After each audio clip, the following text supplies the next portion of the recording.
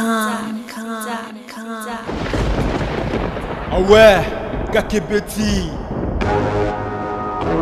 C'est qui a vie du public et bandit. Y'a mon balama des fois pembe. Didier Masuki. Andy Chu, Narcisse des bandeko balandi ya émission na biso esengo eza yanga kokuta na bino lelo pamba te émission lelo eza kitoko émission lelo eza bien mingi na émission lelo nazoyambela biso artiste comédien moko a évolué na groupe Les Bons Samaritains oya pasteur de la foi en même temps lokola pasteur de la foi aza pasteur aza pe artiste lelo tozane awa komoniza pasteur Herbie. Bonjour pasteur. Bonjour, Papa Ravi Mavinga. Vous êtes donc le coordonnateur du groupe Les Bons Samaritains. Bien sûr, nous avons coordonné le groupe Les Bons Samaritains dans Moulay Soumassia. Amen. Vous comprenez déjà le langage. Tozana Moussel Nanzambe, pasteur Herbie, Oyaza, Moko, Yaba artiste, topé coordonnateur, Y'a groupe Les Bons Samaritains, Oya pasteur de la foi. Et artiste et comédien, pasteur, c'est quoi comment ça sous adoration? Oui, c'est vrai. Adoration est une obligation pour nous. Pour nous, c'est une obligation d'adorer le Seigneur. Donc, c'est une obligation. Son abandeli est une obligation. Donc, Mambouye se sent écoulé. C'est ça qu'obligé biso ba aussi qu'on a makila na to sanjola. Une obligation, bien sûr, dans nos prières et partout on est. Mais mettez à cause la adoration moko album, adoration moko. Monita on zamba che grâce kat na mutu. A bomba on kalate pona ye moko. Sengeli pe batu mususu ba profiter nango peut-être adoration toko sala a na Kinshasa. Ko biksa ndeko mo ko zala peut-être na Singapour. Ko biksa ndeko mo ko zala peut-être na Dallas. Ya to lingi to sala un album et sunga pe bandeko mususu bazali quelque part. Ça c'est très bien pasteur Herbie. Je pense que Didier Masuki qui est en train de nous suivre à Lingakaboui. Mbele mande fois pembe. Nabo sente les millionnaires pépé qui a laissé un rabita ngozo bande émission. Yo ça que émission ali même yo ça que émission na respect les millionnaires pépé qui a la équipe à makasi. Toza bongo na réalisation ya Boko Sanderson to beta li solo na biso. Toko sola li solo ya adoration. Adoration eza nini? Tango nini esenga na mutu adorer. Est-ce que auto monaka monaka neza ba adoration toujours ba détail pandeko o nesibino a seli ba œuvre moko non. Au sentiment adoration eza pure. Adoration moko saine. Boko yoka adoration yango elongo nanga boko yebisa ngai so na kosito na lobi bo solo Nzambe azana biso elongo. Et pasteur Herbie, ma première question serait de nous olobiapso na adoration, c'est quoi l'adoration selon vous?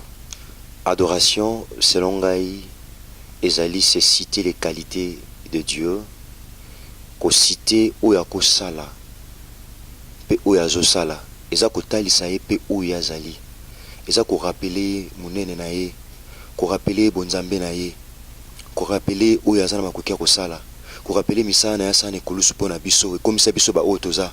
Pour rappeler misana ya sana ekolusu le pesi biso pe mpifo ya otambo apeli kona misana satana pesa biso bokonje pesa biso pe assurance pe kimia.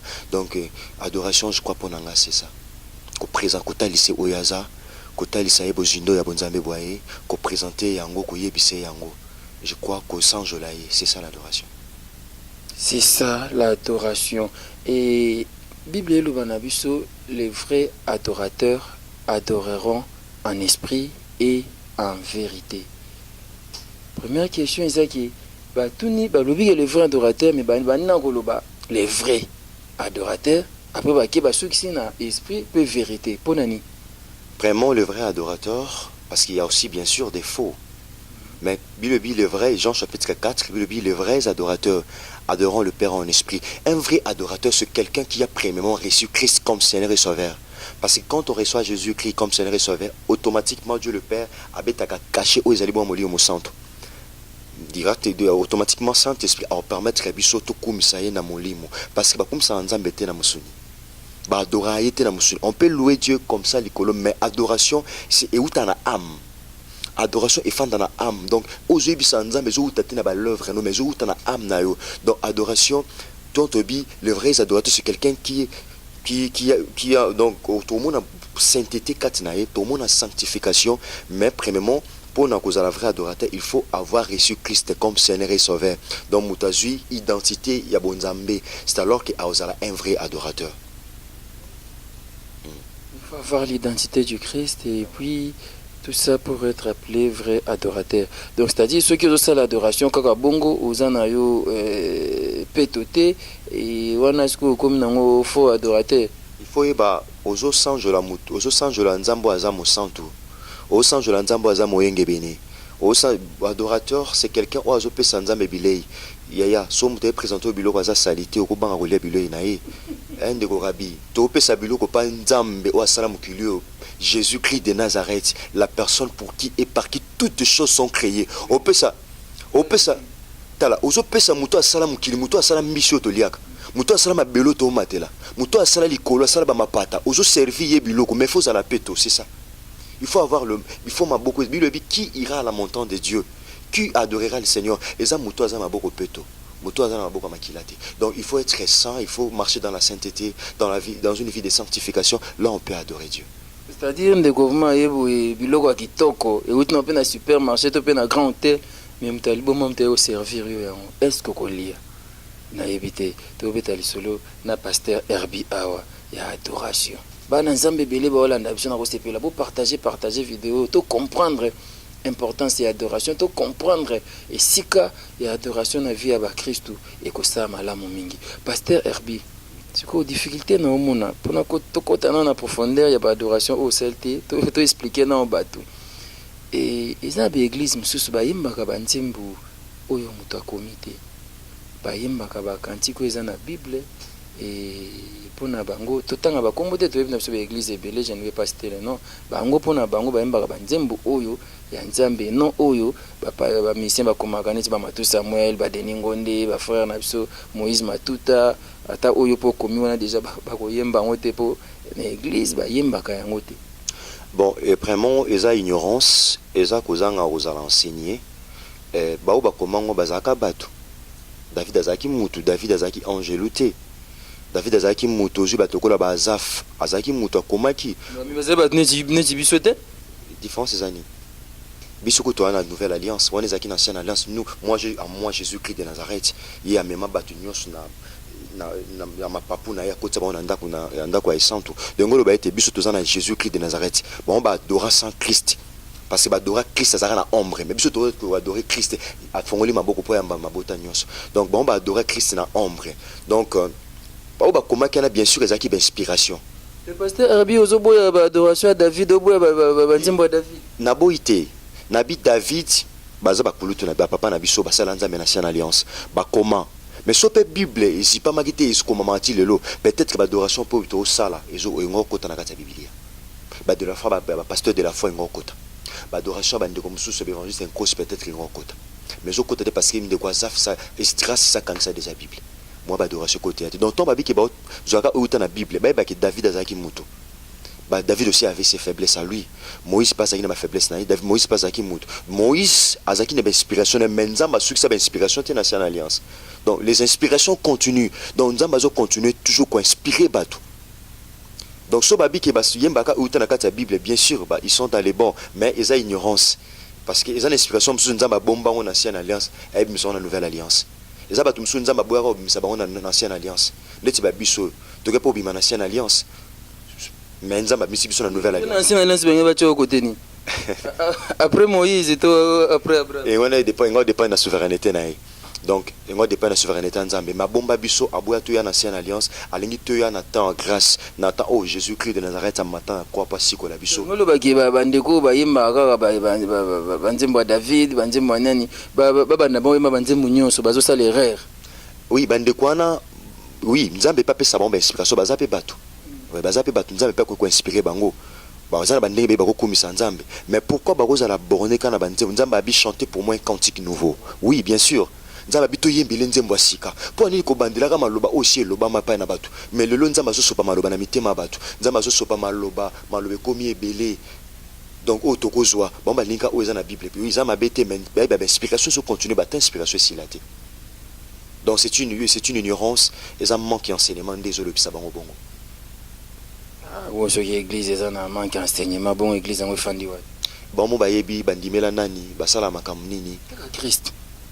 yaya ba Jésus basé belé na mokili na bisoki baselaka pe bayembelaka Jésus Christ de Nazareth o amata na croix yaya o kufa pa seko sima mikolo misato o amema mokili mobimba na libumu na ye po kotsa bango na kati ndako ya santo ya balinge basala bongo te banga banda ko banga baza maloba oyebisa ye maloba sika oyebisa Yesu banga loba nzambi Yesu te malobo David alobaka banga bebisa te malobo ngana bona yebisa ye malobo David aloba parce que zandeti na se référer na David na linga pe na loba makambo nzamba saleli ngai na loba mkomso na ba soki nzambe mutu musozo benga Jésus Christ de Nazareth Rafa na oboya te na osepela mais na linganga mona bengi Rafa parce que et ça langa bien parce que na bindeni na bikisanga na bindeni na justifia ngai nzambo chikeno na bindeni ni aza to benga ki shalom azanzamba pe na biloko nyonso na vivango yo moni nazana kimia yo nazana tranquillité nazana assurance ya ko benga na bakombo na ko benga e partant misala sana ekoloso. C'est bon, nous allons revenir à la question autant nangoto kota na œuvre oyo sali nazo bengango bongo œuvre. Na bengango prière, na bengango œuvre, to na bengango kama sanjoli. Yo moko opesi ngo kombo Frimona. Pourquoi? Frimona ezali fruit de mon âme. Dombuma molema na ngai. Dombuma ya molema na nzete botaka mbuma balera mbuma nzete. Mais ngai mbuma molema na ngai za masanjoli na pesi pa mokonji. Donc mpana ngai loko ya makasi kobota te soki te ko sanjola Yesu. Donc vina ngai za lokola nzete, bongo ngai za lokola nzete, bongo mbuma eza masanjola na lesa mokonji. Papa le moloto père son âme asali biso les fruits de mes lèvres. Yo osali les fruits de mon âme. Olingi au contredire papa le moloto par rapport à les fruits de mes lèvres. Donc mbuma ya bibebu na ngai yo malamu se elaye mbuma ya âme na ngai. Papa le moloto c'est un grand père à son âme, aza idole na ngai. C'est un père que j'aimais bien, père à son âme. Bien qu'en lui contredisant comme ça, et il est déjà parti. Te moni nzambe, Dieu le Père apesa mutu na mutu inspiration na ndenge na ye. Apesa papa le moloto inspiration ya fruit de mes lèvres. Menga pesinga inspiration ya fruit de mon âme. Papa le moloto akomi bibebu nende kumisa Yesu.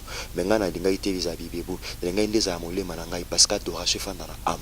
Yana dinga ki âme na ngai, kati na ngai, herbi, ma personne antérieure, ma personne extérieure, mais ma personne intérieure parce que en réalité dans l'homme c'est l'esprit. Dinga ki âme na ngai, c'est la partie l'âme c'est une partie immatérielle.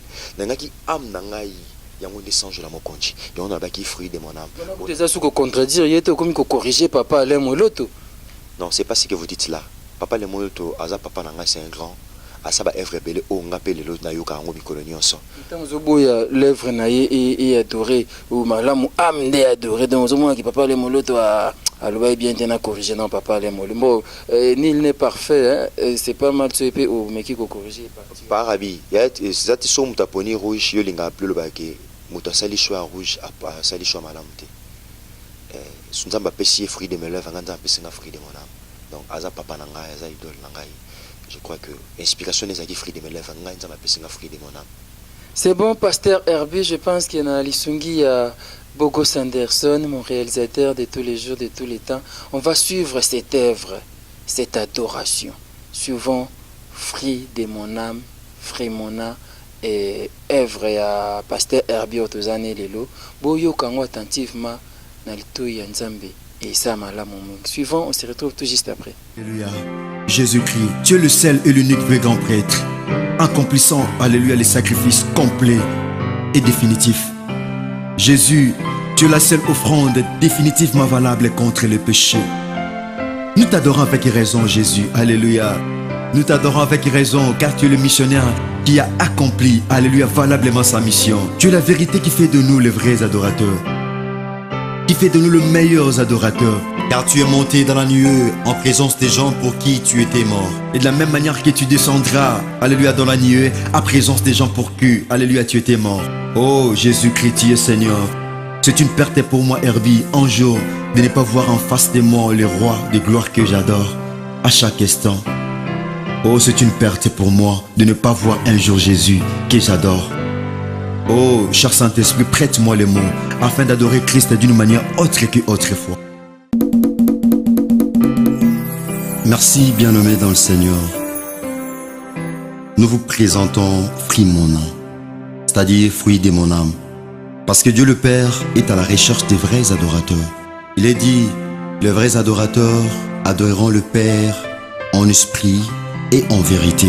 Ce sont les adorateurs que le Père est en train de rechercher. Bien-aimés, vous savez, nous sommes créés à l'image de Dieu afin de lui plaire à chaque instant. Et les instants les plus précieux, les plus merveilleux sont ceux que nous passons avec Jésus quand nous l'adorons. Et la parole de Dieu est comme un arrosoir plein d'eau qui arrose notre âme pour adorer librement le Messie. L'heure a sonné pour adorer le Messie. Si dans le temps de Daniel, les instruments de la musique mésopotamienne ont sonné pour adorer et se prosterner devant l'image qu'avait dressée le roi Nabucodonosor, ce n'est plus le temps d'adorer l'image de qui que ce soit, car c'est le temps de se prosterner devant celui pour qui et par qui toutes les choses sont créées. C'est Jésus-Christ de Nazareth. Seigneur, le fruit de mon âme, c'est l'adoration. David était en train de discipliner son âme. Il dira, mon âme bénit l'Éternel, n'oublie aucun de ses bienfaits. Reçois le fruit de mon âme, Jésus. Alléluia. Seigneur Jésus-Christ de Nazareth, my Lord, je te rends grâce, Jésus. Toi qui accomplis une œuvre rédemptrice à la croix que personne ne pouvait réaliser sous les cieux. Car tu n'as même pas tenu compte à la cherté de ta vie et à la gloire perpétuelle que tu as auprès du Père. Toi qui es immortel, Jésus, voulons devenir mortels afin que tous les mortels deviennent immortels comme toi, Jésus. Et tous les saints désormais aspirent à l'éternité grâce à toi, grand roi Jésus. Car la plus grande aspiration des saints est celle de pouvoir voir un jour en face le prince qu'ils adorent, nuit et jour, Jésus-Christ de Nazareth. Tu es le souverain sacrificateur qui a traversé les tabernacles, plus puissant et plus grand. Car tu n'es pas entré dans le sanctuaire avec le sang du bouquet des taureaux, mais avec ton propre sang. Car dans l'ancienne alliance, le grand prêtre est entré une seule fois par an, au jour du grand pardon, avec les sacrifices du sang des taureaux pour la couverture des péchés. Mais Jésus-Christ de Nazareth, tu n'as pas offert les sacrifices comme celui-là. Bien au contraire, Jésus, tu t'es offert toi-même en sacrifice complet, parfait, pour le vrai salut de l'humanité. Jésus, alléluia, en effaçant l'acte dont les ordonnances nous condamnaient et qui subsistaient contre nous. Alléluia. Oh, l'âme de la chair est dans le sang. Quand le sang coule, c'est toute la vie qui coule. Tu es la source des vies intarissables, Jésus. Si l'eau du déluge un jour a séché, malgré sa profondeur, malgré sa quantité, mais pas la source des vies qui est Jésus-Christ de Nazareth, la seule personne qui a vécu avant de naître. Tu es venu en chair pour accomplir la mission de la croix. Car Dieu a fait l'homme. Le diable l'a défait pour compliquer la destinée de l'humanité. Mais Dieu le Père a eu la résolution de refaire l'homme à l'image de Jésus. Nous sommes refaits à l'image de Jésus-Christ de Nazareth. Toi qui es le substitut complet, parfait. Oh, l'œuvre de la croix a bougé et bouleversé les calculs de l'enfer. Jésus-Christ, le véritable vainqueur. Jésus-Christ, tu as vaincu la force que tous ceux qui sont nés de la chair ne pouvaient absolument pas vaincre. Quand Moïse avait jeté la verge par terre et la verge s'est transformée en serpent, et Dieu a donné l'ordre à Moïse de pouvoir les toucher à la queue. Oh, la force des serpents réside sur sa tête, car l'Éternel n'avait pas voulu que Moïse puisse toucher les serpents par la tête, parce que la tête était réservée pour Jésus, car il est dit, la postérité de la femme t'écrasera la tête. Oh, la tête du serpent est déjà écrasée par Jésus-Christ de Nazareth. Alléluia, c'est toi le véritable serpent que Moïse avait élevé dans le désert. Le but était de pouvoir donner la vie à tous ceux qui étaient mordus par les faux serpents. Jésus-Christ, tu es Seigneur. Alléluia, tu es Seigneur, laisse mon âme t'élever. Oh, le nom de Jésus-Christ de Nazareth a bougé et bouleversé les calculs de tombeurs des justes. Le nom de Jésus a semé une panique terrible dans les camps des tombeurs des saints. Car il n'y a de salut en aucun autre. Il n'y a sous les ciels aucun autre nom qui a été donné parmi les hommes, par lesquels on devrait être sauvé. Le nom précieux, le nom glorieux. Oh Jésus, toi qui as vaincu après avoir vaincu les forces du mal, tu as traversé physiquement le ciel pour regagner ta gloire perpétuelle que tu avais auprès du Père. En cela, Dieu le Père a donné l'ordre à tous les anges de se prosterner et d'adorer l'agneau de Dieu qui a vaincu. Oh, nous sommes nés pour adorer l'agneau. Si le roi Cyrus avait élevé Aman en dignité, donna l'ordre à tous ses serviteurs de se prosterner lors de son passage. Malgré tout ça, Mardochée ne s'était pas prosterné devant lui. Alléluia. Tout ce qu'avait Aman ne représentait absolument rien devant lui, voulant seulement l'adoration venant de Mardochée. Alléluia. Le père du mensonge aussi, un jour, avait tenté le prince glorieux, lui proposant les choses de ce monde, lui disant: je suis prêt à te donner toutes ces choses, car toutes ces choses m'ont été données. Je les donne à qui je veux. Si tu te prosternes devant moi et tu m'adores, je suis prêt à te les donner. Alléluia. Le diable propose de donner à Christ les choses de ce monde, ne sachant pas que Christ est le trésor dans lequel sont cachées toutes les richesses et la connaissance de Dieu. Oh, ne sachant pas que Christ est la personne pour qui et par qui toutes choses ont été créées. Oh Jésus, tu es Seigneur, tu es Dieu, tu es le trésor dans lequel sont cachées toutes les richesses et la connaissance de Dieu. Oh, le diable a pris fuite. Il a fui, trouvant en Christ la connaissance terrible. Alléluia. La connaissance et la profondeur de la parole qui a gondolé et précipiter l'échec du méchant. Alléluia. Jésus-Christ, tu es le seul et l'unique vrai grand prêtre, accomplissant, alléluia, les sacrifices complets et définitifs. Jésus, tu es la seule offrande définitivement valable contre le péché. Nous t'adorons avec raison, Jésus. Alléluia. Nous t'adorons avec raison, car tu es le missionnaire qui a accompli, alléluia, valablement sa mission. Tu es la vérité qui fait de nous les vrais adorateurs, qui fait de nous les meilleurs adorateurs. Car tu es monté dans la nuée en présence des gens pour qui tu étais mort. Et de la même manière que tu descendras, alléluia, dans la nuée en présence des gens pour qui, alléluia, tu étais mort. Oh Jésus-Christ, tu es Seigneur. C'est une perte pour moi, Herbie, un jour, de ne pas voir en face de moi le roi de gloire que j'adore à chaque instant. Oh, c'est une perte pour moi de ne pas voir un jour Jésus que j'adore. Oh, cher Saint-Esprit, prête-moi les mots afin d'adorer Christ d'une manière autre qu'autrefois. Car si les anges de Dieu ont une formule d'adorer le Seigneur, répétons le même mot. Matin, midi, soir, Saint, Saint, Saint, je vais adorer Christ contrairement aux anges. Parce que je vois la beauté de l'ouvrage de Dieu. Je vois la beauté de l'ouvrage de ses mains. Oh Jésus-Christ est Seigneur. Waouh, waouh, waouh. Yoka adoration. Et Seigneur, toi adorer Nzambe Boui. Et ça le lengue à Sika. Ya kokumisa ya kosanjola Nzambe avec le pasteur Herbie. Je pense que kuna boza bo sepeli na yango Nzambe pe a sepeli na yango mingi to sepeli stande Nzambe. Merci et pas ya capitaine Bouchiri motema maman Monique, capitaine Bouchiri, Angèle Kinkela, merci. Je pense que vous sepeli na adoration au Samino Mata motema ya maman Zetreti Lambe, merci pas na yo Didier Masuki Mbala Mandefa Pembe, merci Panayo, les millionnaires Pépé Kiala, merci Panayo, maman Odette de la foi, Tango Yangoyo, Namoni de comme ça, la Azoyoka adoration, Oyepe, à Kotina Ben, Abaniko Adora, Abaniko Sanjola Nzambe, Tikate, Lokumu, Massan Joli, et Zonga, et Painae, et Tozana Pasteur Herbi, Tobetasko, le solo, il y a les fruits de mon âme. Et inspiration wana eutaki wapi nde nalobi yango awa otricheka papa ale moloto na Afrique de mes lèvres to eza pende eza bongo te adoration ezalaki vie bana to nazalaki moke nande koloba mpo nakoli na vie chrétienne nakoli ya kosambela toujours nakoli na vie ya loyenge mpenza te nde bandeko mosusu bazalaka. Je crois grâce au pasteur Jean-Paul Mayata de la foi la pesi papa de la foi za papa na ngai na pesi mbote mingi pa ya joani il m'a découvert qui grâce au quatre nanga adoration depuis je crois 2013 tant outi na kosa à Venus na 2013 a rappelé ngapi mais wana grâce adoration est-ce que ko tsango te na ba CD esunga bando mususu abiso to yoka yo tango sambela tango kumisa nzambe malobana ekosunga biso ba mususu oyo bon na tika na ngapengo a rappelé ngango a mettre reprise en doit sangango na 2014 2015 2016 dans mutu abimisaki asale ki na bande komi yebate eza ko la mutu mwaza na pote zulumba solo yimo moyo ka solo wana ezate ba payande ba to ka solo wana donc nande ko remarquer te que naza na grâce wana nebeka na zo sambela na nganzo ka maloba ndo bimaka tangezaki ya kilo pasteur de la foi a ebsinga e papa okoko ta studio to loba ndenge papa ale aloba Nabi, papa, natika na ngai. Mais, ande ko rappeler nga tellement, et ango ande ko rappeler nga tellement, ando rappeler nga ngo.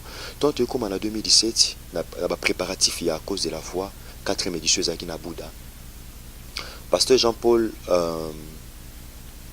d'autorité à quelque part, l'église mo quelque part, il y a KDCK ya biso. Tant à passer un micro, n'a commissaire Nzam, n'a adoré Jésus-Christ de Nazareth. Na aussi sa culte tant obimi abi papa, n'est ça yo sale lokwana. Mais là tant website on a santé que zaki ne moment wana. Na ina kuta na musana Nzam na zongi na ye, na yi papa, na ina ke studio na sa musala ai papa ke sala. Na kepe na sele Nzam musala na adorer Christ, na ina sele na bi papa zo cede yoka de na kumisi Nzambe. Peut-être ya ko bon Césali, peut-être au sala papa yo ki ngo papa Leli. Pasteur de la foi Leli abi Dieu a vraiment adoré le Seigneur. Pasteur de la foi semble la ponanga à Leli, il a pleuré. Balbosona mon ama misa pour ya pasteur. Na mona ngona ba théâtre. Même balbosona mona ngo bena théâtre tabi nous adorer Christ. Et patengai. Et patengai logo to succès ngo boité photo bon qui sango très bien.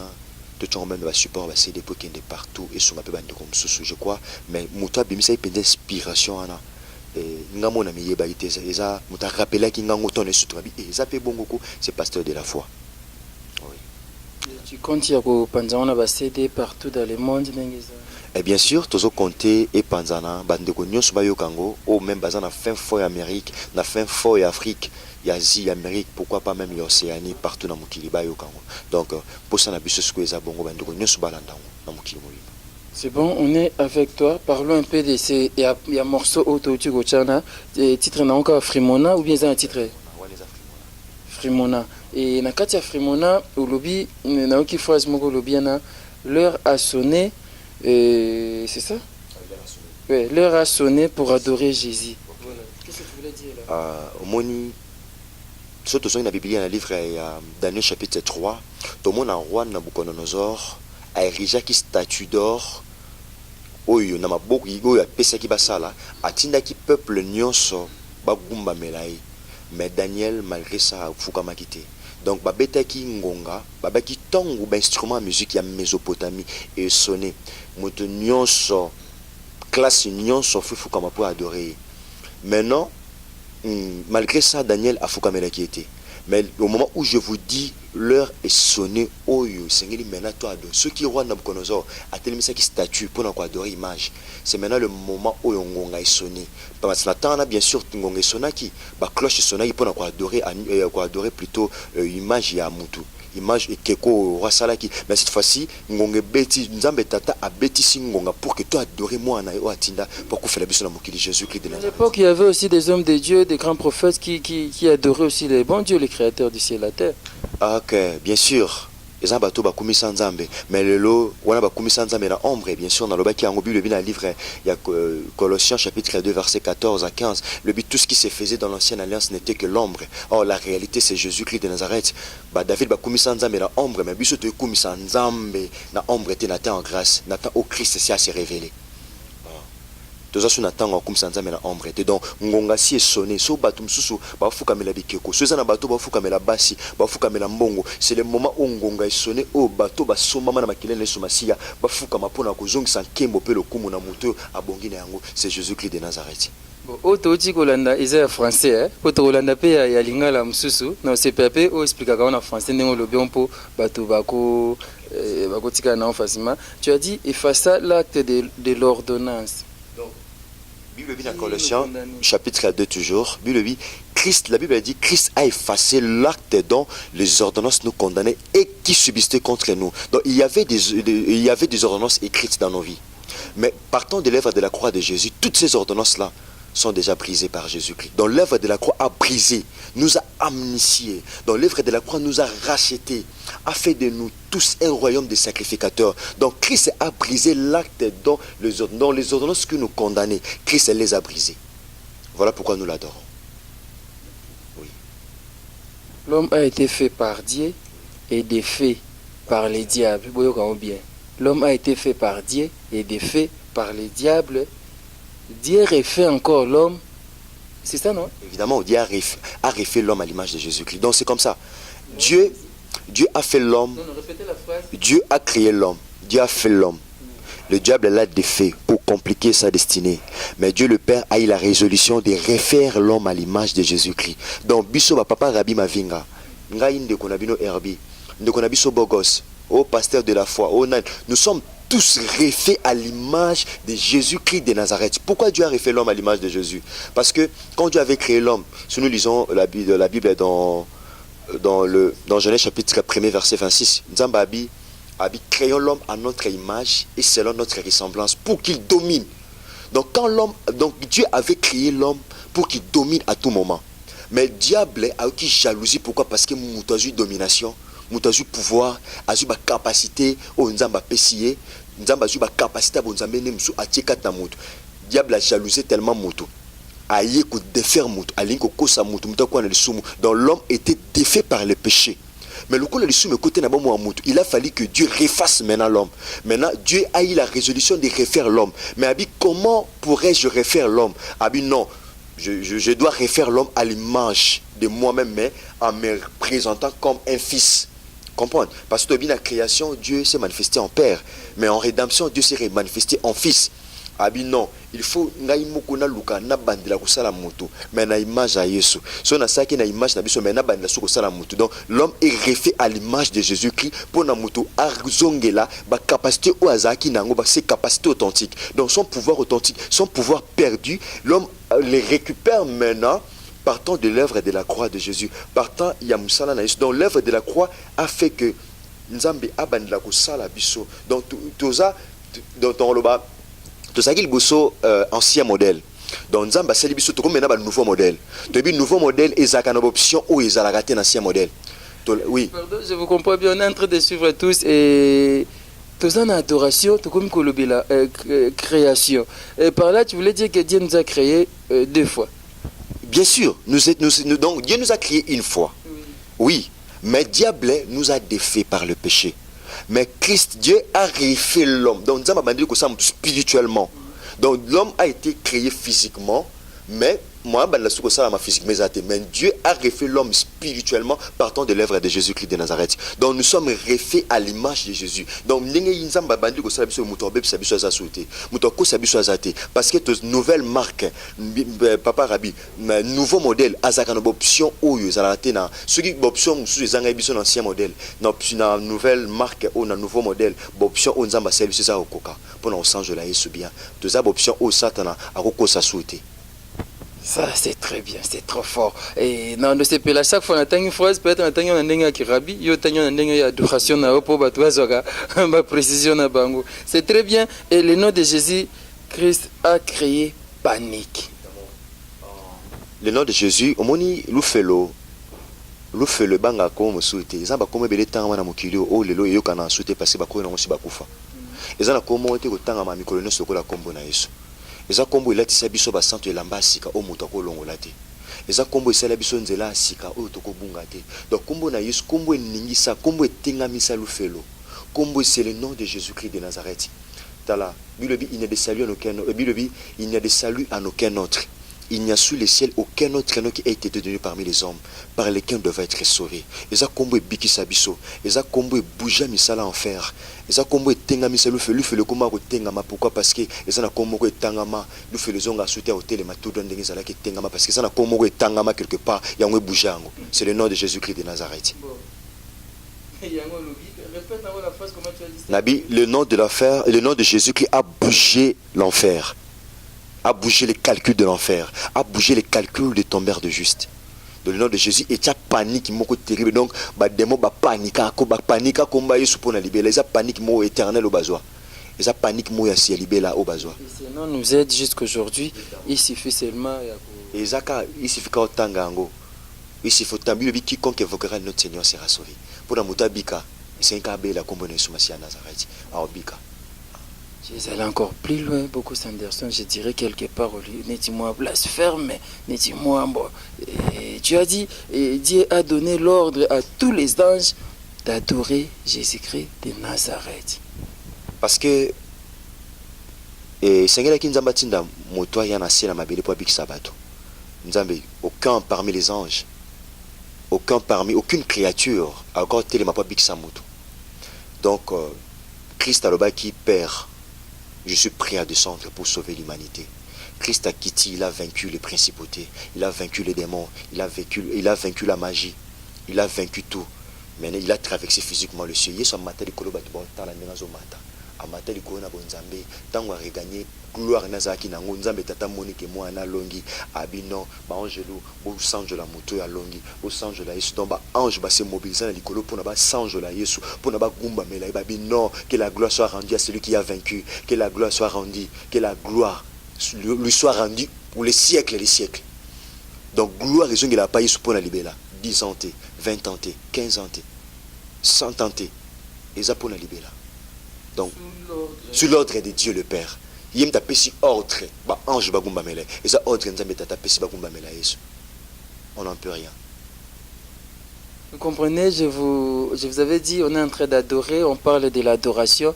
Ils ont œuvre au pasteur Herbie Assali, fruit mon âme, les fruits de mon âme, et il est en train d'adorer. Voilà pourquoi il voulait qu'on adore ensemble. Avec vous qui nous suivez, nous devons adorer Dieu avec ses nouvelles paroles, avec sa vision, ça fera du bien. Quelque part, lundi,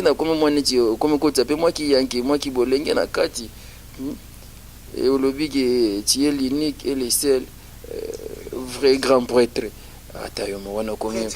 Prêtre nous makamba Marie misa mundenga ya matolo azolo ba ya betaka Jésus matolo abenga Jésus prêtre ba prêtre tout wana komi prêtre azanga nzambe l'exika nganga nzambe. Bilubi dans l'ancienne alliance, le grand prêtre entrait dans les sanctuaires une seule fois par an dans le lieu très saint pour donner les sacrifices à Dieu pour que masumu ezipama et longwate. Mais Christ wana bazaki ba prêtre bandokota. Hein? Bazaki ba grand prêtre bandokota. Ba grand prêtre bandokota au jour du grand pardon. Mais Christ bazaki ba nganganzambe monene, mais Christ aza le seul nganganzambe monene moko. Donc il est le seul, l'unique vrai. Le seul et l'unique vrai grand prêtre accomplissant les sacrifices complets et définitifs. Donc banganganzambe bandoya chaque année. Mais Yesu, misala Yesu muto bandelone kulusu azate. Nzambe ndatinda Yesu abikisa biso sili muto banda musalo ezate. C'est un travail définitif. Donc salama pona mbala moko pe pona libela. Il est le seul vrai grand prêtre qui a accompli valablement sa mission. Donc comparer na ba sacrificateur ya ancienne alliance. Il y a une alliance bande parce que Yesu azali bonza non. Aza prêtre o akoti une fois pour toutes. Akoti une fois pour toutes. Ayena mbeka te mais yemo ka mibonzi mbeka. Papa Rabi.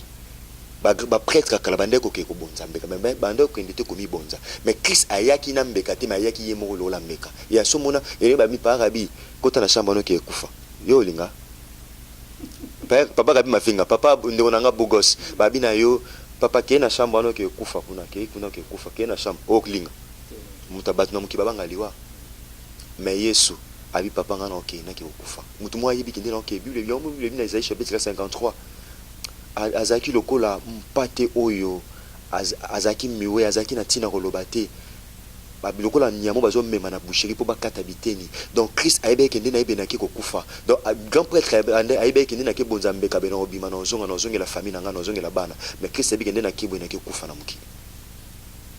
Préciser il est le seul, l'unique vrai grand prêtre accomplissant les sacrifices complets définitifs. Donc musala sur ça là, eza musala muto bandela ngwazate. Il est la seule offrande définitivement valable contre le péché. Parce que masumu letu mutasaki masumu comme le kola nyongo. Parce que Satan akangaka mutu oaza na lisumu na nyongo nai. Na nyongo tasa lisumu Satan akoza na même mise na vie nai. Mais Christ azambe ko apesama pona masumu na biso. Donc il est le seul, la seule offrande définitivement valable contre le péché. Donc nana nyongo Satan atako senga parce que Jésus a foutu yango déjà. Il a tout payé à la croix. Donc misala na Yesu maseza ko imposer ngana sanjo la ye. Za ko imposer ngana yebisi maloba sika. Na lobi papa Rabi maloba o na yebisa Yesu na mona ngeza muke papa o asela ngai. Na lobaka soki ba defa maloba ndeba mama ba defa mapa a na Congo. Ngana ko tata nyonga maloba pona sanjo la ye malamu. Na ko tata banki mobo defa maloba na defa na ko tata nyonga pona defa tala. So ba kozwanga bazwanga isi poka na sanjo la Yesu na defa ta maloba so maloba silingai. Yo mona lobaki papa Rabi tika Jésus-Christ de Nazareth azwa lokumu atomba na mitema basantu nyonso ba olanda biso na tango papa C'est bon, je disais, Pasteur Herbie, c'est un artiste et comédien du groupe Les Bons Samaritains. C'est avec qui on est en train d'adorer ensemble. Et Pasteur Herbie, oui, comme moi, le lendo na biso, on lobby qu'on a adoré déjà qui toque, on zamba sepeli na adoré. Oui, comme moi le lendo lobby et que tu viens adorer Christ différemment aux anges. Ba ange nzamba pied ordre bo adorer. Yo ce ko adorer koleka bango to le banandenga lingala na biso. Atayomoko. Nabaki boye, nabaki, cher Saint-Esprit, prête-moi le mot, afin d'adorer Christ d'une manière autre que autrefois. Car si les anges de Dieu ont une formule d'adorer le Seigneur, répétons les mêmes mots matin, midi, soir, Saint, Saint, Saint, je vais adorer Christ contrairement aux anges. Ba angelou, ba kukum sanza mendema otenabiso. Vous contredit, bah tu es contredit, allez mon dans les fruits de mes lèvres, yo de mon âme. Allez, au yesu contredit tout ba ange atayomoko. Contredit pourquoi? Parce que ba ange nanga na koka to kokanité parce que nzambe atanga likolo ba ange bazana service na biso. Ba angelou nzamba sa ba poza na service na biso. Ba ange ba kumisa nzambe ba mikolo nyonso saint saint saint. Ngana kubandela maloba monte mikolo nyonso.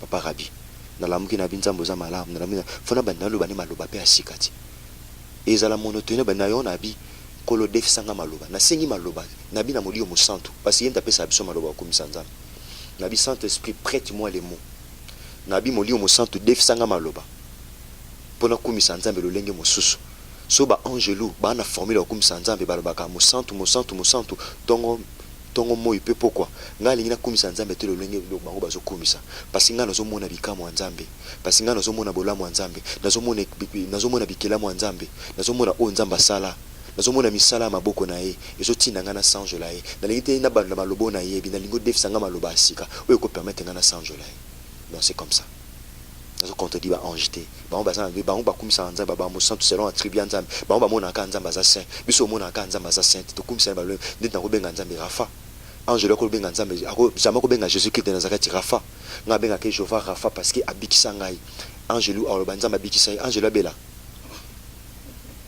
papa Rabi angelu abela raté alors benga Rafa est-ce que angelu ako benga nzambe Shalom est-ce que angelu ako benga nzambe Chicken alors ba yo justice nanga est-ce que yakota ana ba problème ça ba procès na parquet o nzamba ko intervenir biso to wana mokito vivre makambo biso ntoko benga e Chicken aza justice na biso ntoko benga Rafa biso ntoko benga Shalom biso ntoko benga El Shaddai eza ba biso oyo ba de la ba pasteur de la foi ba biso ba pasteur Herbie évangéliste là nous aussi eza ba bino papa Rabi mavinga bande ko bogos pa to ko benga e Rafa pasteur Herbie et kosala œuvre ya boye maloba kitoko boye maloba ebele.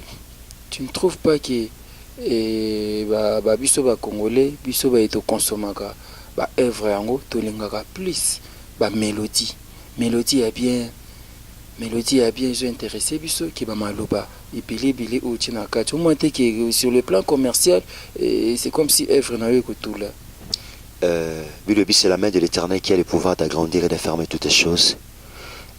Bilobi encore, si Dieu ne bâtit pas la maison, ce qu'il a bâti travaille en vain. Tu dis que Jésus-Christ de Nazareth, le kola kombonende tangami, le kola kombonende mati, abinde na rolona musalo mitema batu pour batu bayamba. Il sait comment il va gérer ça. Parce que même œuvre au papa Alain Sala, au moment où on a un album naïe, j'ai oublié les titres, où j'ai un album naïe et sublime. Sublime nyonso asala ba clip ko to ya grave te mais au moins ndenge ba consommer par rapport à les fruits de mes lèvres. Bon, tout à mwana nzambe oyo asala ma peut-être contrairement de ce kanisa. Peut-être que au moins Dieu le Père soit aux élèves à gauche, peut-être que Elili a zélan nzambe peut pas makasi nzambe le kana mpepe muke. Peut-être aux élèves nzambe na mélodie, mais peut-être que ya olinga olobakaka. Dieu il a sa manière d'agir, il agit autrement. Donc tout ce qu'il est temps à agir, et comment l'on a musalo mitema batu, pe batu, ne ba ochama bo na musalo, il sait comment il va faire. Nemo sta evo ya adoration boy. Pe son nom papa le molota kenda na zo bombele question ngo. Ce ba sengyo acapella ya adoration o banda osande. C'est vrai to yembaka banzembo ezali. Nyoso tolo ba malobo eza banzembo no. Eza banzembo, toza banzembo nzembo pezali, nzembo kombo na Yesu ezali, toza na masanjo les ezali, banzembo ezali. C'est pour toi Seigneur banzembo zali na ibtena benga ngwa kapela to nini pesa biso kaka mwa na mwa mukuse maloba kitoko oto uchi koluka na Frimona oya liboso oya français na mwa mukuse quelques paroles bongo to leka tous la deuxième friment. Seigneur, le fruit de mon âme, c'est l'adoration. David était en train de dire à son âme, mon âme bénit le Seigneur, n'oublie aucun de ses bienfaits. Seigneur, reçois l'expression de mon adoration, Seigneur. Car si les anges de Dieu ont une formule d'adorer le Seigneur, répétons les mêmes mots, matin, midi, soir, je vais t'adorer contrairement aux anges, parce que je vois la beauté de l'ouvrage de tes mains. Je vois ta grandeur. Je vois tes œuvres, Seigneur Dieu de grâce. Tes œuvres me poussent de t'adorer. Dans autre sala qui est adorer. Merci beaucoup. Je pense que vous retenir la phrase bien. Yem to asali yango, mais azo compter abimse yango na album. Isa moi ibile, je ne sais pas si vous avez la possibilité de rejoindre Swana. Et beaucoup Sanderson na ko senga uchi la episode o mususu asali pe ya lingala. Isa pe kitoko minga na yoka ki yango to landa yango elongo na bino bongo to kutana sima to landi. Okilanga na elilingi pe na bokokani bwa yo Yesu. Poete na lumba solo ya bonzambe bwa yo pene na bato. Osalanga mwinda poete na ngengisa bomoi pe mitema mitungisami na pasi. Lokola Mungu aibatelaka musuni na kopola. Osalanga Mungu poete baibazwa mindinga na nga bapola te. Na yango lokola lisumu ekangaki bomoi bwa moto. Esigelaki nzambe mobimba akufa pona masumu ya bato. Yesu kokanisi lobiko ya bomoi bwa ngai na talo ya bomoi bwa yo Yesu Kristo. Je vaux le prix de mon salut, la vie de Jésus-Christ. Okokanisi bomoi bwa bunzambe bwa yo na lobiko bwa ngai Yesu. Nazana tina na miso mokonji. Pamba te nzambe oyo kokanisi bomoi bwa yo na lobiko bwa ngai. Tiko tombwama. Okilanga na elilingi pe na bokokani bwa yo Yesu. Poete na lumba solo ya bonzambe bwa yo pene na bato. Osalanga mwinda poete na ngengisa bomoi pe mitema mitungisami na pasi. Lokola Mungu aibatelaka musuni na kopola. Osalanga Mungu poete baibazwa mindinga na nga bapola te. Na yango lokola lisumu ekangaki bomoi bwa moto. Esigelaki nzambe mobimba akufa pona masumu ya bato. Yesu kokanisi lobiko ya bomoi bwa ngai na talo ya bomoi bwa yo Yesu Kristo. Je vaux le prix de mon salut, la vie de Jésus-Christ. Okokanisi bomoi bwa bunzambe bwa yo na lobiko bwa ngai Yesu. Nazana tina na miso mokonji. Pamba te nzambe oyo kokanisi bomoi bwa yo na lobiko bwa ngai. Tiko tombwama. Oh Yesu, okotisa biso na lisange ya babulami. Na kati ya pwele na nzambe tata Yesu. Okangola biso na bokasi ya molili yo mema biso na mapeka na inde kino na ndako ya nzambe tata Yesu Kristo. Alléluia. Tozokota na esengo pamba te okomisi biso bamosangoli na ndako na yo.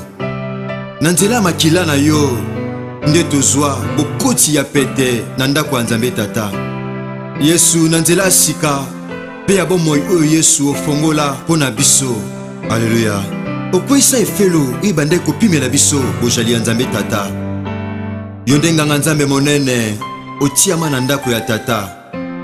Oh, tika topusana na motema ebulisami liboso na yo mokonji. Nakondima Yesu pe na makanisi epetwama na makambo mabe. Yesu, Alléluia. Baebaso bayekamelaka yo Yesu. Bakutaka na mitema na bango banzela si ebongisami. Yonde efelo asolo esengeli na biso toyekamela. Yonde moninga malamu oyo asengeli tozala na ye. Yesu, obombaka basekele na biso ata o mokili ozoluka koyeba na makasi ozobomba. Yesu, yonde ozosopa bolingo pe kima na mitema bayenge bene. Tika babula batonda na esengo pamba te yonde esengo basantu. Tika tosanjola yo Yesu. Tika topesa lokumu mwenge bene. Alléluia. Osepela kosala ngai ngumba oyo elona maliko na ngomba Yesu. Poete na bomba mate. Yesu, ozali lipa na bomoi oyo elongolaka nzala lisumu na bomoi ya basantu. Osalanga poete na konza pe kopesa kombo na biloko yo okela. Pe ateloko moko te boya kombo na kopesa ngo mwenge bene. Oh, soki mbuma ezokufa na si ya mabele po ete bota.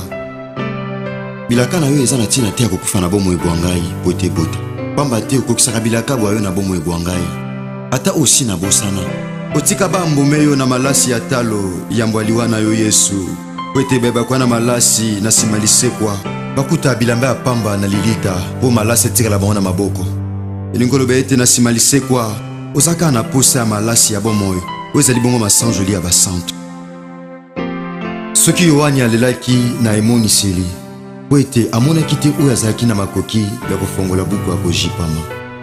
O Yesu, biso tozosepela tokolela te lokola Yohani pamba te toliaki esika moko na mokonzi oyo afongolaki buku ya kojipama. Ozali Nzambe akala kasi osalaka makambo ya sika. Tika na peso masanjoli Yesu. Alleluya. Oza mopepe ya kimia oyo memaka pongi bojindo na bomoi bwa ngai mpona kolota mabongisa bonzambe bwa yo na ntina bomoi bwa ngai. Oza na bomoi epesamela yo kombo eza likolo na bakombo nyonso.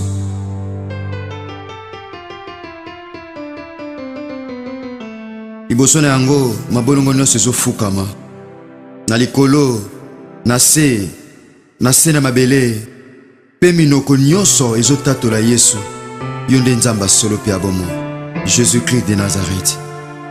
Mpe Nzambe tata atya nyonso na se ya makolo na yo nakotya biloko nyonso na se ya makolo na yo Yesu atika te eloko moko ezanga kozala na se ya makolo na yo Yesu nyonso eza na se ya makolo na yo Yesu na yango moto aza na posa kozwa biloko ekoti epai na Yesu moto aza na posa kozwa biloko eza na se ya makolo ya Yesu azala mokuse to molai esengeli afukama liboso na Yesu po ete azwa biloko aza nango bosenga. Oza na bomoi oza Nzambe solo Yesu.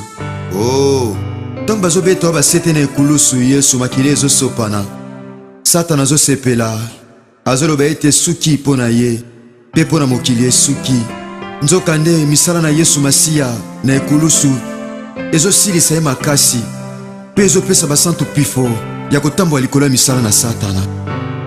Oza na bomoi Yesu. Tika otombwama Masiya na ngai tika onetwama. Oza na bomoi oza Nzambe okoka oza Nzambe makoki nyonso Yesu oza nyonso esengeli po ete bomoi bwa ngai ezalisa po esengo o matu ya bato koluka koyoka ntango nyonso. Tika na sanjola yo Masiya na ngai tika na netola yo moyenge bene tika na sanjola yo Masiya na ngai.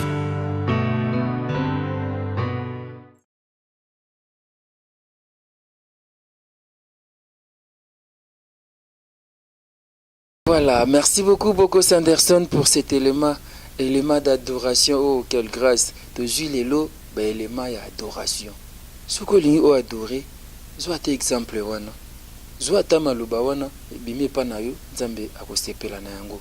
Je pense que c'est ici maman d'être de la foi, ici Gazolanda biso, et c'est ici Didier Masuki Mbale Mandefa Pembe, et c'est ici les millionnaires Pepe Kiala, équipe à Makasi. Équipe à Makasi.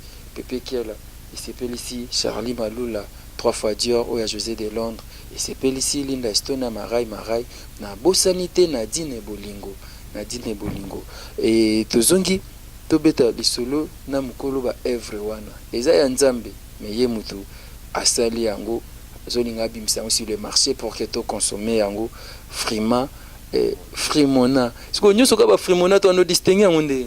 Vous avez un titre les bosses qui Frimona, Yami Balezali, au Salanga Mungwa. Ok, oh tu vois la suko au Salanga Mungwa. Ça c'est bientôt mais kako décortiquer au Salanga Mungwa.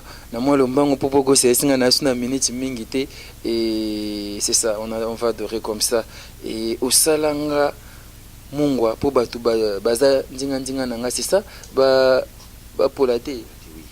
Nabi osalanga mungwa lokola mungu ekobatela musuni na kopola osalanga mungwa pwete beba zwami nzinga nga bapola te dengolo ba que sozu nya mobomi ndeti mbisi ya mai otiki onka wana lobo kutongo poli mais peu pola te faut passer le cha mungwa ngani na yamba Christ comme Seigneur et Sauveur naza mungwa muto aza pena ngai akopola te donc nazo protéger nazo lokola mungwa na bon na présence ngeza lokola mungwa pa nae donc quel que soit kozanga malili ya kozanga congélateur kozanga eloko mo songolo ekopesa mali ekobatele mais ngai présence na ngai lokwa naza mungwa apola te lokwa naza mungwa bilaka ne ekopola te donc c'est comme ça présence na ngai munga mo Kristo naza mungwa naza na pona tiel lengi sika na zwami naza na pona changer décor bisika naza na pona protéger bato contre la dégénérescence je crois umusa na nga rôle na nga ko jouer pene na entourage na ngai donc bato ba comprendre que awa mungwa azali na baki pe na likoji ko le kiango na bi osalanga na lilingi pe na bokokani bwayo po te na lumba solo bonzambe bwayo donc nazana pona na lumba solo bonzambe donc muto avai nanga ba kusanti ke ate ayo kamna solo bonzambe kat na ngai parce que ntaba lumba solo ntaba ngulu lumba solo ngulu donc mécanique pas lumba solo mafuta mécanique donc sengeli moi je suis créé à l'image de Dieu faut na dégager solo de sika même ba démon bazali ba comprendre que ya le rola mpukuti so lingi pourquoi ki manandako so zo tshaba kisi e boma bango ba osila te ba kufa me ba osila te so lingi ba mpuku ba sia nandako tsaka niao ba ki masola niao donc présence à Jésus-Christ de Nazareth na kati ya vie ya mutu et qui misai vous avez makambo solo Jésus-Christ atmosphère on nous dégager c'est ça l'odeur ouais c'est ça donc solo bunzambe wana yangwana donc naza mungwa c'est ça c'est très bien et oyoko bakisa phrase oyo ngana ko sepela na mikolo oyo nazo sepela na mouvement je pense que funa banda pe okotsa na ba adoration na ngai olobi soki mbuma ezokufa na mabele na se ya mabele po ebota na lo bani omoni mosali bilanga sozo lona bilanga soko du grain a tchongo na mabele ava grain ebota il fait kufana il y a eza loi ya semence eza loi ya agriculture donc il faut mbuma ekufa il faut mbuma epola ekufa aleboti mais bilaka nzamba sala ngai bilaka nzamba sala papa rabindo ko bogo ce maman de la foi bilaka nzamba sala biso et na tenter kufa et na tenter poler kufa pour kokisama donc parce que akokisa bilaka na bomo na biso ata aussi to bosana eza bilaka musu to bosana ngome Yesu akokisa ngo c'est-à-dire et pas Yesu ba loi o ya nature ba loi o ya coutume et lobelaki ba loi nature lobelelo te parce que tambo likolo mai tout temps ba principe d'Archimède mutoko tambo jamais likolo mai tout comme plonger dans un lot subit une poussée verticale mais Yesu tambo likolo mai pierre en limité abio eza fantôme tala ndinga zo bouleverser ba loi mukili atambo likolo mai amata likolo loi pesante ko kate ko retenir na baki na primonial liboso na fona baki il a traversé physiquement le ciel donc amata likolo loi pesante ko kate ko kitisa ina se parce que yaza mukolo loi loi mukili zana ba quantité likolo na ye akufi mabele ko bomba ete parce que yemta sala mabele wana mabele ko akufa na ba pota masekwa samba pota tala Yesu anzamba zana bomo donc il est Dieu donc asala ngai mungwa po ete bezo mintinga nzinga ba polate na pesa biyalo na ba poma bato soki mbuma ezokufa na se ya mabele po ebota kasi bilaka nzambe na bomoi nanga ekokufa te so bota kaka nzambe apambola bazolanda biso na oyo kokoba lisusu urubi esengaki nzambe akufa donc botasaki lisusu na lobaki yango na liboso bayeke nzambe mpe akobomaniama donc vie na ngai herbi nde nazabe je dois savoir que je ne suis pas n'importe qui je suis grand aux yeux de l'Éternel parce que pour na sali à âme nanga pour na sali à âme no papa Rabbi Mavinga il y a toute une vie divine qui a été sacrifiée donc nzambe mbimbatika lola amata na croix Bible dit maudit soit celui qui est pendu au bois Yesu andima une mort ignominieuse une mort honteuse à la croix pour na sali à moto donc nzambe ami komisi moto a s'humilier a komi na saba angelo pour na moto sama na image na bika ingoza la soni so mutatika la gibona via masumo donc nzambe lingaki pourquoi moto zaki créer na image ya nzambe il a fallu ka nzambe asomba moto na vie ya bonzambe parce que nzambe ko bomane nyama akapa luka moye muso osomba na mbongo parce que blono sa mukilezai malingi vie mbimbe kufa pour na moto asomba donc nazana tina na miso mokonji il s'est fait agneau de Dieu. Il s'est fait l'agneau. Il y a un moment dans Jean chapitre 1 verset 29, tant que Jean-Baptiste a monié, a présenté qu'il y a la moto. Dans Jean chapitre 1 verset 29, Abib, voici l'agneau de Dieu qui ôte le péché du monde. Tant que le bibo a le bisu ami balé, Abib, donc je suis venu avant lui, mais lui il m'a précédé. Je suis venu avant lui, mais il m'a précédé, il a vécu avant moi. Abib, je ne suis pas digne de délier même la courroie de ses sandales. Yaya, Jean-Baptiste a présenté qu'il y a sur le col l'agneau. mais alobi naza dit neto fona ba kwa sandale est-ce que mpata ko lata ba sandale est-ce que mpata ko lata sandale donc ba sandale eza vérité donc nako longole vérité talata na makona yi nako longole yango te parce que akotika na nango donc jamais mpata ko lata sandale donc aloba atija ki deux langages à la fois donc le belom ko je crois nzamba osunga to le belom ko le zo yana c'est la peine ndeko moko lobaka il fut avant que Abraham soit et c'est la kanga moi bien maloba ndengwana et pasteur Herbie. Et tu ne trouves pas que au lobby trop, au lobby est belé. De quoi arriver, tout se battre, tout retenir, nini, tout garder, nini. Moi, ni tant Nzambe a inspiré Kinga Jésus-Christ de Nazareth, na Sanjolae, et ça n'a mutu moko a kuta ne loko oko, a ma fine, n'était pasteur de la foi, a olinga mingi, o salanga mungwa. Puis bazo mendinga ba polate. Ayazo retenir pe lisusu mingi, o yazo tamba nango sikawa. Alobi que le soki bilaka soki mbomezo kufa na sia mabele po ete bota bilaka eza na tina kufa te na bongo na po ete bota donc mutu nyonso na parole na ye oyo akomisa ngo parce que liloba nzambe ezaka logos ebima na okabo mais so mutu simbi ekoma rema donc mutu nyonso ana eloko adoration maloba na yebisi nkolo ana madore kosimba ye maloba esimbi epe tika na vie na ye donc mutu akozwa nyonso te aozwaka ndambo oyo oconvaincre je crois c'est ça olobi susu osepela kosalanga engumba oyo et tiama likolo na ngomba po ete na bomba mate sepela kosanga ngombo et tiama likolo na ngomba po ete na bomba mate donc vie ya mo santu ya mo Kristo eza ko la vie mo ya polele par abiso di ndeko mwa samba ne ba église mususu to yebi so asali mabe ba lobane teke kingandi na yo pe mtokenda église ba lobane lote mais so mo Kristo muto amba Jésus-Christ de Nazareth amiki ko keka mamuke na yo pe muto sambelaka donc vie na biso ba Kristo barabi eza bomo moko eza étalé nzamba sepela ko chango na ngomba donc ngolo oza na droit à erreur te faut ça irrépréhensible donc oza wana oza modèle donc quand on dit osanga un enfant de Dieu un adorateur il doit être un modèle à suivre faut ba tomba otala ye ba olanda ye na fona vivre le kola muto donc vie na biso eza cacheté toujours mon ami so batu nyonso donc so sali erreur mo et eza l'interpréter rapidement parce que oza étalé nzamba salon na miso a chona ozo mona na ko bomba mate et puis jamais muto ko zo bomba yo donc biloko nyonso pe nzamba tchakat no ba grâce nyonso muto ko bomba ngote parce que zo mona les na miso batu donc je crois parole wana avec si beaucoup est-ce que parmi ba mission na biso pe ba mission chrétien to apena muto andengwana muto andengeni nzamba tchana ngomba pour que nzamba tcha biso ba Kristo ngana lobi ngai na biza pona ba Kristo mutu pa moniki eza bongo ndeko na biso ba yembi mususu ngana lobi na nki asala ngai ngumba donc je dois être un modèle à suivre pour les autres naza la référence pona batu ndako eza na ngomba eza ka référence ko eza référence tala kena ndako na ngomba wana kende kotanda ka ngomba kena sima na kwembo de c'est-à-dire mo Kristo aza mutu aza référence parce que nzamba tche ba capacité na ekati na mo Kristo donc c'est comme ça.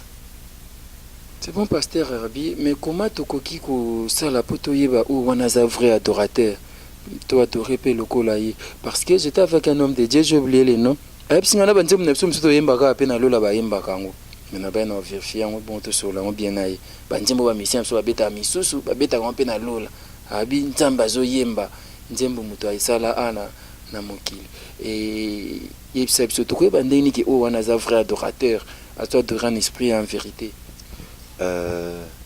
Bibi kola perception esprit ya discernement na olanda nzembo zo tombola Jésus-Christ de Nazareth te na profondeur na yango ya lokola longo sa ndako étage te faut que na profondeur otumo na fondation za makasi la fondation adoration c'est le nom de Jésus-Christ de Nazareth c'est ça la base c'est ça dit oyo azo sala ngo maloba kitoko ndenge yo sali tope oyo azo sala ngo et bato bazo simbama na yango tope ndenge nde ye wana vrai adorateur pour tous ba mission belé c'est quelqu'un qui dort le Seigneur en esprit et en vérité azamuto azana sainteté azamuto yamba Christ comme Seigneur et Sauveur oui ba détail wana opesi no biso on appelle ça déjà azamuto yo azo ko adorer Jésus-Christ de Nazareth c'est celui-là il y en a peu ce exemple Jésus mais Jésus-Christ de Nazareth mais na banzembo to lobaka Jésus pour les boye ezamulaïté bon ngana bi ba Jésus bazebele mais moi je dis Jésus-Christ de Nazareth je sais pourquoi tout ça par exemple papa na so Franck Moulaja frère Patrice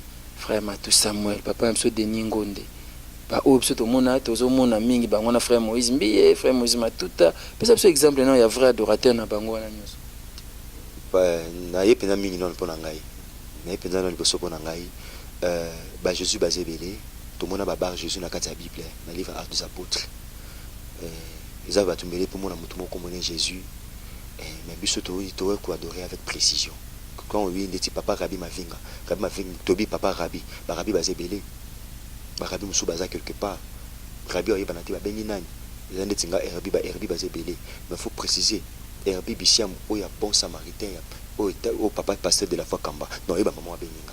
Donc c'est comme ça. Donc on adore Christ, on adore Jésus-Christ de Nazareth. C'est la précision.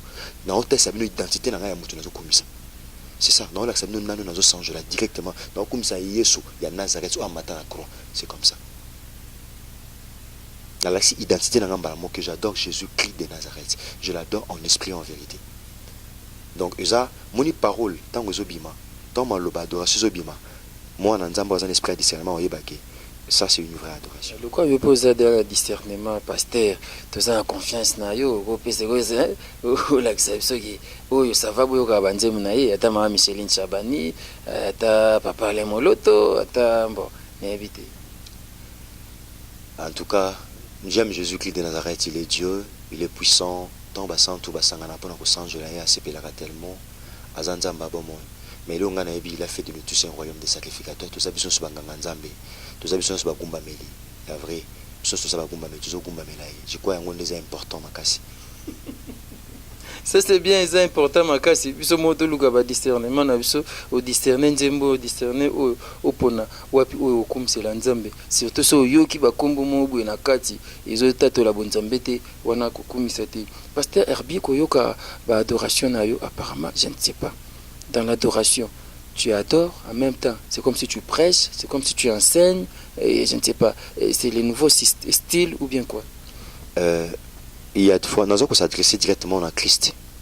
Nabi, tu es le souverain sacrificateur qui a traversé physiquement le ciel. Nabi, osa nzambe. Mais nakoloba, nakoloba doit payer indirectement. Aza lisse quoi ba santo. Aza, ils ont dit nakoloba na bato. Nazo yebisa bato. Lisse quoi ba santo, c'est Jésus-Christ de Nazareth. Nazo kumisa Yesu mais nazo yebisa bato. Aza lisse quoi ba santo, doba kumisa Yesu lisse quoi ba santo. Parce que ba style belé, tout ça style direct. Nabi osalanga mungwa. Osanga ne lingi pe na bokwa. Bwana nazo s'adresser directement pa nzambe. Mais nazo yebisa nde bato. Aza lisse quoi pe ba moi. Aza nzela sur le pe ba moi. Il est de nous présenter Christ. Dans l'adoration, il y a une ramification. J'adore Christ. Mais je adorer pour mon tout le monde peut adorer Christ. Peut-être que je change là. Mais à comprendre que c'est Christ que nous devons adorer de Nazareth. Qui doit adorer? Quand est-ce qu'on doit adorer? Et où peut-on adorer comment? Yesu a la femme samaritaine dans Jean chapitre 4. Femme samaritaine, nos pères ont adoré sur cette montagne. Parce que Yesu, il mais bino boluba yuda boluba que il y a adoration faut qu'il y ait à Jérusalem. Yesu habite à la l'air vient où ça sera nu sur cette montagne Garizim, nu à Jérusalem qu'on peut adorer. Partout on peut, même à on peut adorer. Dans la chambre, partout, même dans la brousse, on peut adorer Dieu partout. Et on a lieu mot propice de Seigneur Tokoumi Sanzambe, même dans l'église, partout on peut l'adorer.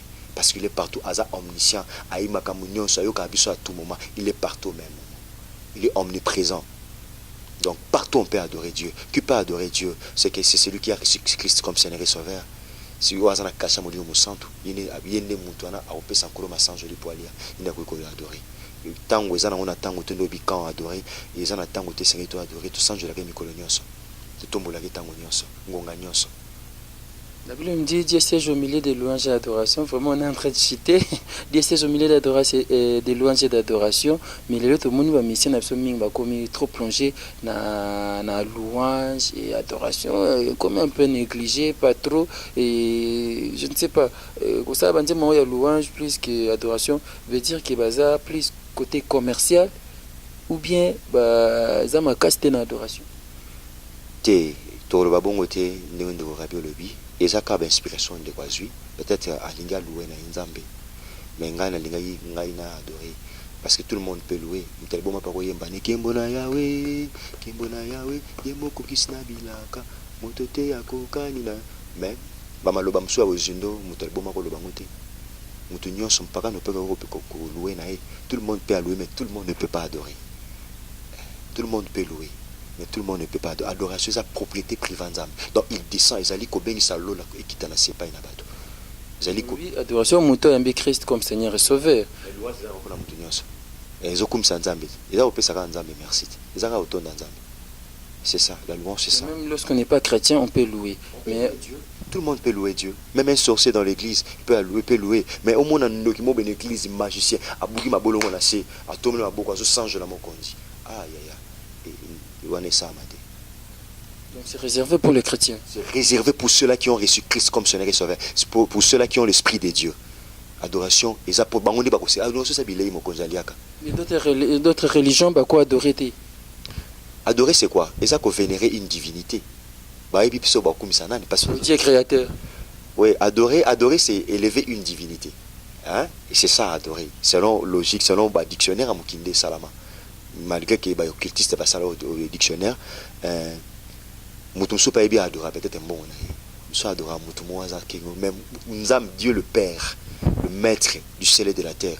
Et ça quand monter avec Christ comme Seigneur et Sauveur. Ah, je cache mon lieu mon centre. Il me quoi adorer à cause de n'ingissangoué. Nous chrétiens se caparaka na nini bwende. Même lorsqu'on n'est pas chrétien, on doit adorer Dieu le Père, le Créateur. Papa, adoration est la propriété privée en Zambie. Après ça, à l'Inzamba liabilo, nabi yondo ozabe papa rabi, ndo oza propre we, ndo ko bogos. Moteli boma olingani ni golia mingi, iloko linga golia mingi. Mais kisengi mo bazo tanga soya zo yelo ngo. Ndeko mo bwe azotanga soyi to mutali boma moko boye mutu mwaza biza ayelo biloko lingaka pe na sani esengelite olia sana ngoza na bazelu sana ngoza na eza malamu te eza propreté eza kola mutu aya na biloko kitoko mokonza lingaka mais eza na basalite eza ba microbe wana nzamba ozwa te eza mutu faza la peto tanzo memele biloko nzamba yambi yango. C'est bon, pasteur Herbie, je pense que tu vas continuer surtout prochainement. Bandeko Baolanda, biso so mitune zali boyebi Facebook na ngato ya ndeko Boko Sanderson to pe o commenter kaka bomo mesande bosaka na ba commentaire wana. Attention ba question zali botinde ya biso yango to ko komisa yango boko zwa biyano na bino. Et avant to su ki sta na zwa mo ba dédicace to ba salutation na yo na olinga osela biso susu. Na mo bokuse oyo ya mibale oyo akapela na.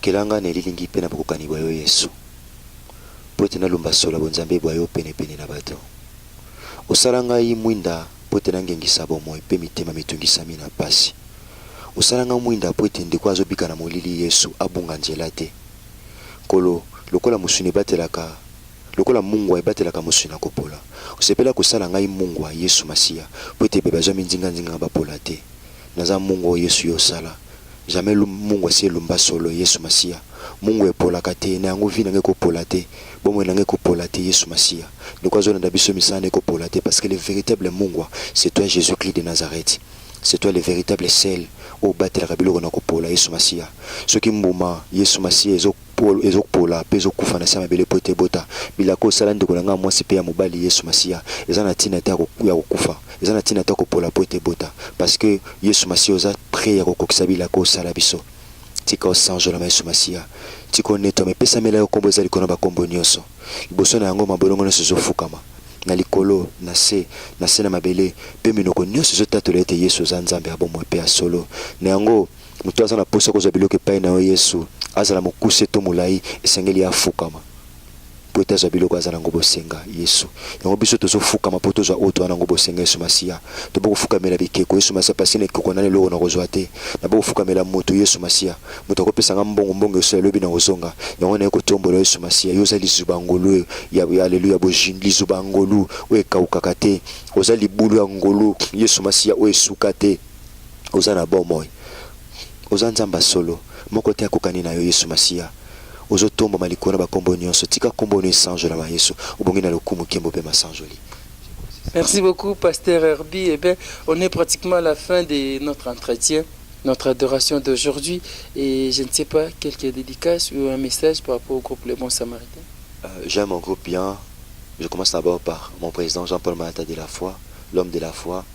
Nzamba Pambola pasteur Oyo Nzamba Sela qui pour découvrir la capacité zakati nangai.